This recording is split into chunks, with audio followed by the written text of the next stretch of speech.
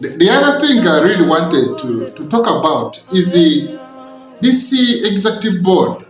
Of course, as I've already explained to you, the systems through which we deliver justice must really be good and must have a smooth flow as to allow us function effectively with the focus on delivery of services. We should not just function for the sake of it. We appear to be so busy doing so many things, but the outcome of what we are doing is not having any impact on the well-being of the workers. Then really, we are not being fair to the workers. We are not even being fair to ourselves. It will not be right for us to appear to be working so hard, and yet the outcome is so small. In fact, it's even not there. This being the case, we will have to come back and start reassembling our structures in such a way that these structures deliver. One of the things that we have rightly observed over the past period is the realization that we have got an executive board that is so big.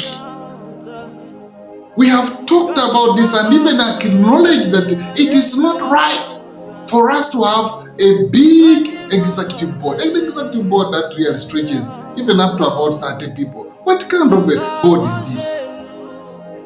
What kind of board is this? What decisions are you going to make in a board of up to 30 people? And I still wanted to expand. And sometimes I see colleagues rise up in the meeting wanting to justify that a big board is good. For me, even if I'm not represented on that board, it's okay as long as we have people who are actually going to function and function properly. We need a smaller board, a board of 9 to 11 people. That will be reasonable, but not having a board of up to 30 people, as is the case right now. That board is going to be made useless by the mere fact that it has a big number of people or sitting on it. We have already agreed on this point, realizing that we need to have a smaller board, very small actually, like 9 people. The rest of us, the rest of the people who may not necessarily be on that board, make sure we work towards ensuring that we are in the General Council. The General Council which is sitting twice in a year. That way, we will be able to function much more effectively. That way, we'll even ensure that we have a board that can sit as often as possible without incurring a lot of expenses. Imagine you have a very big board. You want to make decisions. How are you going to make the decisions periodically? Because even calling board members every now and then, people need to be paid. And then you have a mandatory requirement of a General Council that must also be able to sit. You also have a mandatory provision to ensure the Congress sits. Then you have a Secretariat which must sit. All this bureaucracy is for what purpose? Bureaucracy which is actually making it difficult for us to deliver justice because we have tied our hands by having a very big board that we cannot call when we have no money. If you have 9, 10, 11 people, you can call that board at ease. Even without money, you can even explain to the members, please, for now, we are sitting, there's no money. Let us sit, but when the money comes, we will pay. Members will understand more easily than when you call 30. It's going to be very hard. Therefore, we must work. I know for now, we have faced challenges of constitutional amendment. We have faced challenges of constitutional amendment. But this constitutional amendment, these challenges, have also been exacerbated by our own conduct. Ideally, it would have been very normal for us to amend the Constitution in the next Congress. But there has been lack of will, the goodwill, in terms of ensuring that we work in harmony to amend the Constitution. People have taken advantage of very smaller things to frustrate amendment of the Constitution, which is okay. We can accept the Constitution will not be amended. But if we had a goodwill, even during this coming Congress, we would have amended the Constitution. But because of the reasons, and sometimes when members advance arguments, They think we are not seeing. We understand each and everything that is going on. We understand all the underlying undertones that are influencing the non-implementation of certain activities, such as amendment of the Constitution.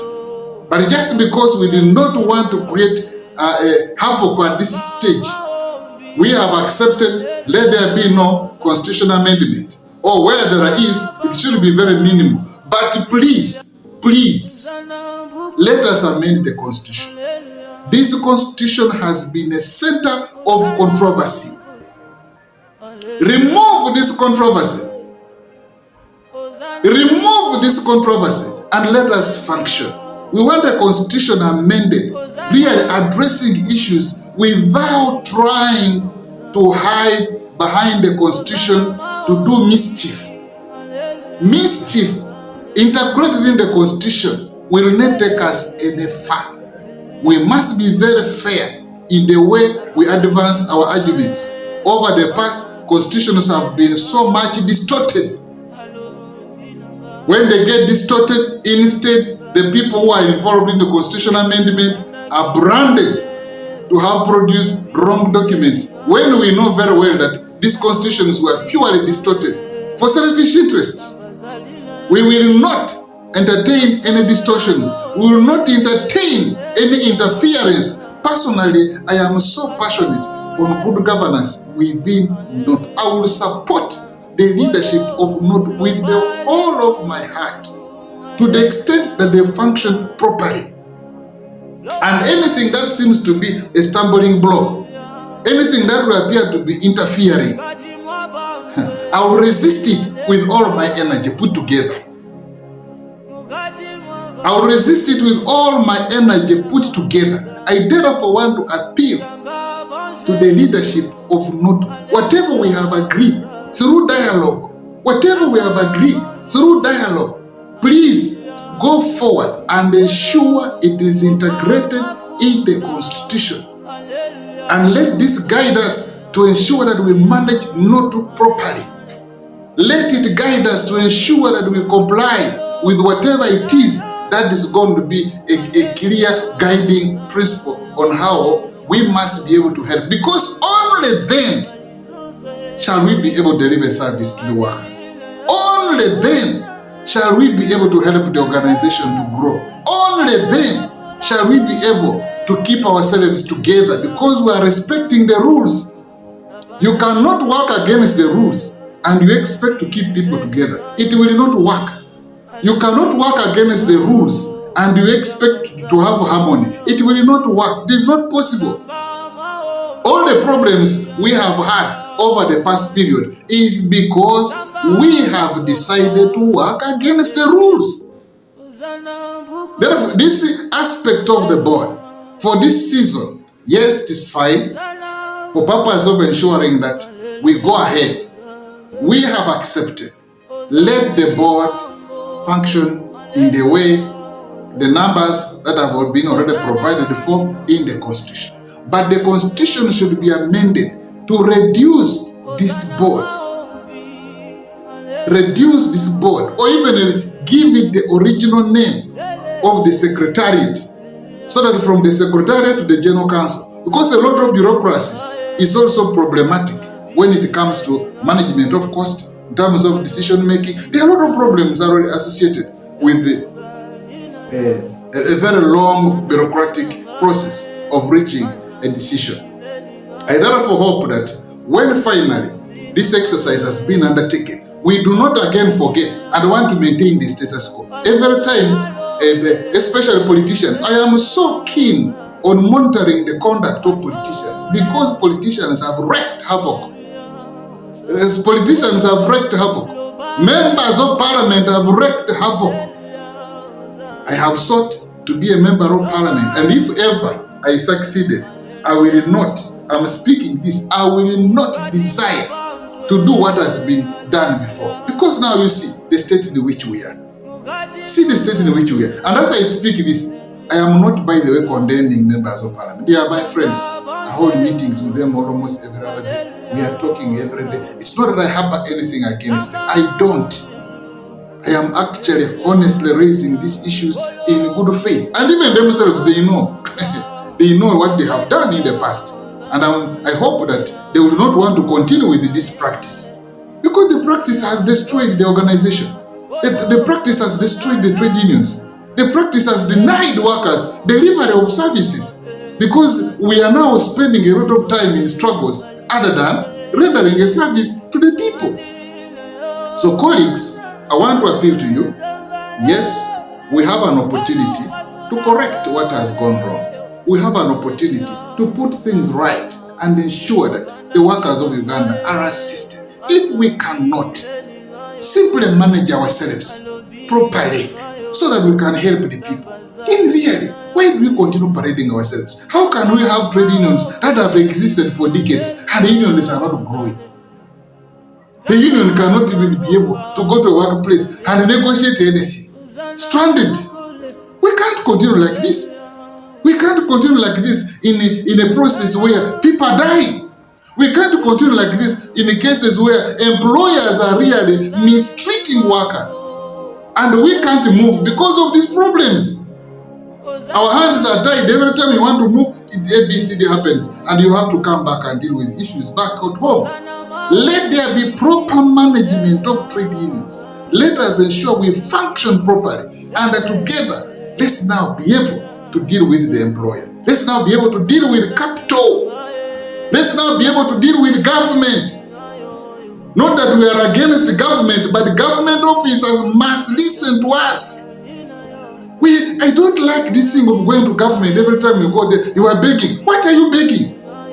It is a responsibility of every government to ensure that its citizens are happy. It is a responsibility of every government to ensure that its citizens are well taken care of. It is a responsibility of every government to do the work that we trade unions are actually doing. So there is no need for us to beg. We simply must tell them that this is your mandate under the Constitution. Please perform it. You have not done it. That's why we are doing it on behalf of government. If government was functioning very well, we would not even be there to do this work. We will not even have any kiosks in the first place in Uganda. We will not have trade unions. We will not have associations. Even if they were to be there, the kind of work they will be doing will not be to the extent we are doing now. But because of government failures, and we ourselves who are supposed to put government to task to deliver on their responsibilities, we are busy wasting time on things which are not being useful. We must put ourselves in a position where government must listen to us. And I don't want to beg a government officer to do their work. I simply want to tell them, do your work because this is the reason why you are here. Why must we have a worker with a leg cut off and a government officer doesn't care? Why must we have a worker whose salary is not paid and the government officer does not care? Instead supports the one who has denied worker their right. Why must we have a person who cannot even give a worker simply drinking water? And workers are given water which is even from the swamp, dirty water. And the little money they are giving the workers, because they have drunk dirty water, the workers fall sick. So the little money they take and treat themselves. The sickness they have got from a workplace. And we are keeping this kind of life, people living this kind of life in Uganda, slavery here. So whoever comes into office, remember what you are coming into office to do. You are not coming into office simply for prestige. To say I am now a member of the executive board. You are coming to office to work. You are not coming to office just to show that I'm now a big person. If you are working very well like that, we are together. You will receive all the support. I would have sought to contest for a position, but I have said no, let me support those of you who are coming. But please, as you come with a good intention. Come with a good motive. Come with a clear understanding. I am coming because my people are dying. I am coming because the workers are suffering. I am therefore going to fight for the well-being of the people. I am going to stand up when everybody else is fearing to speak for the workers. If you cannot do those things, please run away. Run away, because this is not a joking area. This is not a joking area. But if you are ready to contest, life is going to be very good. We shall work together. We will support you, and life will go on very well. All of us will come together and thank God for having brought us, because we have helped the workers of Uganda. Thank you very much, brothers and sisters, colleagues, wherever you are. We are in the struggle to ensure that the workers of Uganda regain what they have lost. And together, we are going to make it. Thank you very much, and have a blessed time.